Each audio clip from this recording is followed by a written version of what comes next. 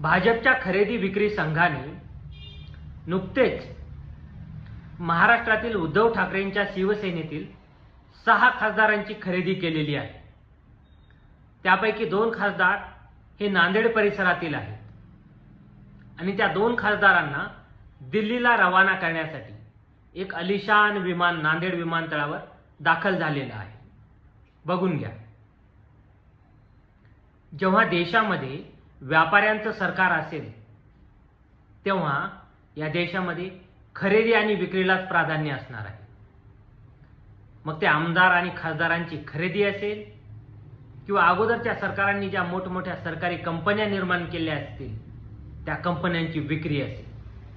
आमदार आणि खासदारांची खरेदी आणि सरकारी मालमत्तेची विक्री उद्योगपतींसाठी या दोनच गोष्टी होतील।